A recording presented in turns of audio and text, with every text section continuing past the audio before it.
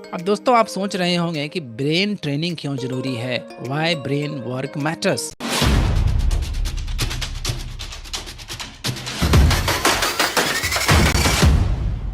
हमारी हैबिट्स ही हमारे सारे डिसीजन लेती हैं और जब हैबिट ऑटोमेट हो जाती हैं तो हम ऑटो पायलट मोड पर चले जाते हैं। इस ऑटो पायलट मोड से बाहर आने के लिए दिमाग को चैलेंज करना, दिमाग को चैलेंज देना बहुत ज़रूरी है।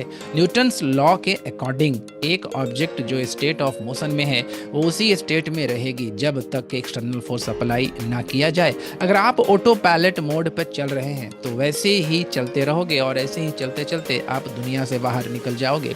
इसलिए अपने पैटर्न को ब्रेक करना बहुत जरूरी है और ब्रेन को चैलेंज देना, टास्क देना बहुत इंपॉर्टेंट है। इससे आपके ब्रेन के सारे एरियाज एक्टिव हो जाएंगे और आज मैं आपको बता रहा हूं कि कैसे नए और चैलेंजेस काम करके आप ब्रेन को शार्प बना सकते हैं। First one is stop relying on technology.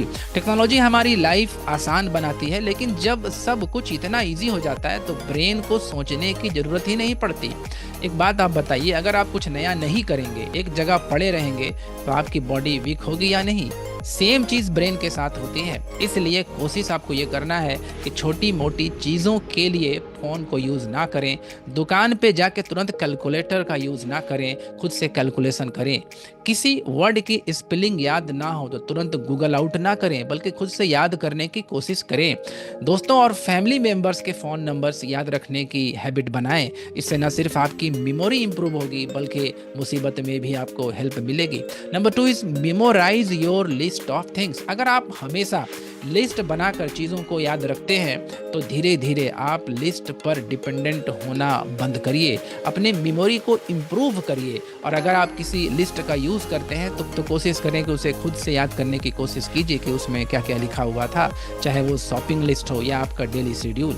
बहुत कोशिश करने के बाद भी याद ना आए तब फिर आप अपना टू डू लिस्ट को देखिए। इस एक सिंपल हैबिट से आपकी मेमोरी मसल्स हमेशा एक्टिव रहेगी। Third thing is expand your imagination using all 5 senses. आज के समय में सबसे बड़ी प्रॉब्लम जो हम सभी फेस कर रहे हैं वो ये है कि हम सिर्फ डिजिटल और विजुअल कंटेंट पर डिपेंडेंट हो गए हैं। हमें ज़्यादा सोचना भी नहीं पड़ता क्योंकि हर चीज़ हमारी आंखों के सामने होती है, लेकिन इसी वजह से हमारी इमेजिनेशन और विजुअलाइजेशन पावर वीक हो रही है। टीवी, लैपटॉप, मोबाइल फोन देखते रहते हैं और अपने दिमाग को छुड़ाते रहते हैं। और अगर आप चाहते हैं कि आपका दिमाग शार्प बने तो अपनी इमेजिनेशन को एक्टिवेट कीजिए। यूज ऑल 5 सेंसेस और ब्रेन को नेचुरली स्ट्रॉन्ग बनाएं। किसी भी चीज को विजुअलाइज करें और अपने 5 सेंसेस का यूज करके उसे एक्सपीरियंस करने की कोशिश करें। देखने, सुनने, महसूस करने, स्मेल करने और टेस्ट करने की कोशिश करें। आप अपनी सक्सेस को विजुअलाइज कर सकते हो या अपने आइडियाज को रियलिटी में कन्वर्ट करते हुए देख सकते हो। हर दिन सिर्फ आपको 15 से 45 मिनट इसमें देना है और ये एक्सरसाइज आपने करना है, विजुअलाइजेशन एक्सरसाइज। सिर्फ 2 से 4 हफ्तों के अंदर ही आपको नोटिसेबल रिजल्ट देखने को मिलेगा। आइडिया फॉर्मेशन बेटर होगा, रीडिंग एबिलिटी आपका इंप्रूव होगा और कंसंट्रेशन स्पैन बढ़ जाएगा। सभी इंटेलिजेंट लोग, मिलेनियर्स और बिलियनियर्स इंटेलिजेंट इसलिए होते हैं क्योंकि वो अपनी इमेजिनेशन को रियलिटी बना सकते हैं। दुनिया की हर इन्वेंशन पहले एक आइडिया थी, चाहे वो घड़ी हो या एरोप्लेन। यानी कि पहले हम क्या करते थे कि ब्रेन से कुछ हम लोग सोचते थे, विजुअल थिंग्स को अपने इमेजिनेशन में लाते थे और फिर हम लोग क्या करते थे कि थॉट को रियलिटी में चेंज करने का कोशिश करते थे। लेकिन अब क्या हो रहा है कि सोशल मीडिया की वजह से और हर जगह पर विजुअल थिंग्स का अबंडेंस होने की वजह से हमारा विजुअलाइजेशन खत्म होते जा रहा है। अपने लाइफ में एंग्जाइटी, फ्रस्ट्रेशन, डिप्रेशन और तरह तरह के प्रॉब्लम में फंसते जा रहे हैं। एक बात ध्यान रखिएगा कि हमारा ब्रेन 2 तरह का होता है। एक होता है लॉजिकल ब्रेन और दूसरा होता है आपका इमोशनल ब्रेन। लॉजिकल ब्रेन को हम लोग कॉन्शियस पार्ट से समझते हैं और जो हमारा जो इमोशनल ब्रेन होता है उसको हम लोग सब कॉन्शियस पार्ट से समझते हैं। आज दुनिया में जो भी सफल हुआ है ना, वो इमोशनल ब्रेन के वजह से हुआ है। अगर आप लाइफ में बड़ा करना चाहते हैं, अपने गोल को अचीव करना चाहते हैं तो आपको इमोशनली एक्ट करना पड़ेगा। से हर चीज़ को आप लॉजिकली नहीं पा सकते हैं, उसके लिए आपको इमोशनल बनना पड़ेगा। क्यों इमोशनल बनना पड़ेगा? हमारा जो माइंड है एक्चुअली में वो क्या है, वो ड्रीमर पार्ट है। वो ड्रीम देखता है, वो गोल बनाता है। गोल को पूरा कौन करता है? वो गोल को पूरा करने का काम आपका बॉडी है। बॉडी बेसिकली क्या है? वो एक्शन पार्ट है, वो एक्शन लेता है। माइंड हमारा ड्रीमर हो गया और बॉडी जो हो गया आपका वो डूअर पार्ट हो गया, वो एक्शन पार्ट हो गया। अब होता क्या है ना कि जब तक आप किसी गोल को बनाएंगे लेकिन आप घूम फिर के वहीं पहुंच जाएंगे। आप कोई भी काम करेंगे लेकिन आप अपने लाइफ में आगे नहीं बढ़ सकते हैं तब तक जब तक के हार्ट जो है आपका वो उसमें सपोर्ट ना करे, वो आपको परमिशन ना दे। बेसिकली हार्ट क्या है, एक तरह का स्टॉपर का काम करता है। यानी माइंड से जो मैसेज हार्ट को आता है और फिर हार्ट से मैसेज बॉडी में जाता है। ये एक्चुअली में कनेक्शन ऐसे है, ये ट्रायंगल बनता है। ऐसा नहीं है कि माइंड से सीधा बॉडी में आ गया, ऐसा नहीं है, बल्कि माइंड से हार्ट और हार्ट से बॉडी में जाता है।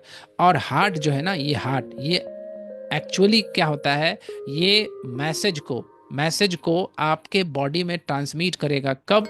जब आप इमोशनली एक्टिव होंगे तब। अगर आप इमोशनली एक्टिव होंगे तब। और ऐसा इसलिए होता है कि माइंड और बॉडी एक नर्व से कनेक्टेड होता है। इसको हम लोग कहते हैं वेगस नर्व। और ये क्रीनियल नर्व नंबर 10 होता है। टोटल 12 आपका क्रीनियल नर्व होते हैं, जिसमें से वेगस नर्व जो है वो क्रीनियल नर्व नंबर 10 है। और इसी नर्व के कारण माइंड बॉडी को मैसेज ट्रांसमिट करता है और बॉडी से मैसेज जो है और बॉडी से माइंड तक मैसेज ट्रांसमिट होता है। और ये जो वेगस नर्व है ये एक्टिव कब होता है? वेगस नर्व एक्टिव उसी केस में होगा जब क्या होगा, आप इमोशनली एक्टिव स्टेट में आएंगे। इमोशनली एक्टिव स्टेट में यानी हमारा ब्रेन दो तरह का होता है, एक लॉजिकल ब्रेन होता है, एक इमोशनल ब्रेन होता है। अगर आप किसी चीज़ को लॉजिकली समझेंगे ना, अगर आप कोई बड़ा ड्रीम बनाए हैं, कोई बड़ा गोल बनाए हैं, और अगर आप समझिएगा ना कि लॉजिकली ये कैसे पॉसिबल है। मान लीजिए आपको बड़ा ड्रीम है, आप कुछ बड़ा करना चाहते हैं, तो अब आप उसको लॉजिकली सोचेंगे तो वो पॉसिबल ही नहीं होगा। आपको अपने इमोशनल ब्रेन के थ्रू जाना होगा। यानी कि आपको आपका हार्ट जो है तभी परमिशन देगा बॉडी को, जब आप इमोशनली एक्टिव स्टेट में आइएगा। और इमोशनली एक्टिव स्टेट में कैसे आया जाता है? आपको विजुअलाइजेशन का सहारा लेना होगा।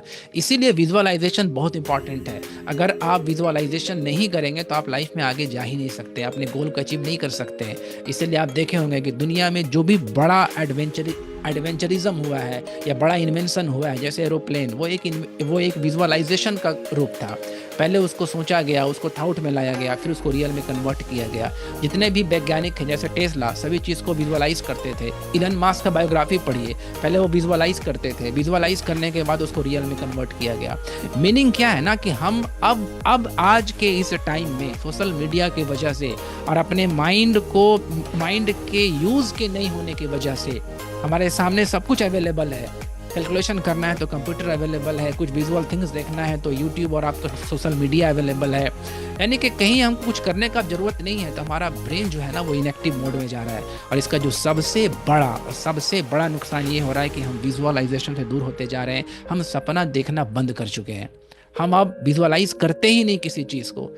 उसके कारण क्या होता है ना कि हमारे लाइफ में उसका बुरा प्रभाव पड़ रहा है। यानी कि हम लॉजिकल की तरफ बढ़ते जा रहे हैं। अगर आप इस पृथ्वी के निर्माण को भी देखिएगा तो पृथ्वी का निर्माण में भी कोई लॉजिक चीज़ नहीं है। अचानक से कैसे इतना बड़ा ब्रह्मांड बन गया, इतना बड़ा आपका यूनिवर्स बन गया, इसमें कोई लॉजिक नहीं है। अभी भी बहुत सारा ऐसा रहस्य छिपा हुआ है जिसमें कोई लॉजिक नहीं है। ब्लैक होल का क्या साइंस है अभी तक एग्जैक्ट पता नहीं है।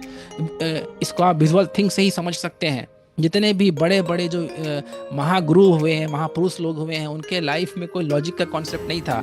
और विजुअल चीज से ही सबको पहचाने हैं कि कैसा संसार है, क्या धरती है, क्या भगवान है। तो इसलिए आपको अपने विजुअलाइजेशन यानी कि आपका जो इमोशनल ब्रेन है उसको एक्टिव करना होगा। और इमोशनल ब्रेन को एक्टिव करने के लिए आपको क्या करना होगा कि अपने ब्रेन को रेगुलरली चैलेंजेस देना होगा ताकि आपको वो एक्टिव मोड में रहे। और चैलेंजेस देने के लिए अगर आप एक कंसिस्टेंट वे से सीखना चाहते हैं तो मेरा एक कोर्स है 999 का, और ये कोर्स वेरी हेल्पफुल है। अगर आप अपने मेमोरी को इन्हेंस करना चाहते हैं, अपने ब्रेन को एक्टिव करना चाहते हैं, तब नीचे आपका डिस्क्रिप्शन बॉक्स में लिंक अवेलेबल है, वहां से आप इसको एक्सेस कर सकते हैं। यानी कि एक बात ध्यान रखिएगा कि ये सबसे बड़ा बिग प्रॉब्लम है कि आप सीधे माइंड को बॉडी से कनेक्ट कर रहे हैं विदाउट इन्वॉल्विंग द हार्ट। आपके काम में आज हार्ट का इन्वॉल्वमेंट है ही नहीं। हार्ट का इन्वॉल्वमेंट इसलिए नहीं है कि आप इमोशनल पर्सन है ही नहीं। अब हम सब कुछ लॉजिकल वे से समझते हैं। कहने का मीनिंग यही है कि आपको अपने इमोशनल ब्रेन पर काम करना होगा, आपको इमोशनल बनना होगा, आपको अपना हार्ट को सुनना होगा। हार्ट ये नहीं कहता है कि तुम सोशल मीडिया में टाइम बर्बाद करो। हार्ट ये नहीं कहता है कि दिन भर तुम शॉर्ट्स चलाते रहो। आप एक्चुअली में हैं क्या कि लॉजिकल वे से जा रहे हैं। तो अपने इमोशनल ब्रेन को एक्टिवेट कीजिए और ब्रेन चैलेंज को, जो मेरा मेमोरी मास्टरी कोर्स है, उसको आप एक्सेस कीजिए। Thank you for watching. Thanks a lot. Good day, bye bye, take care, love you all.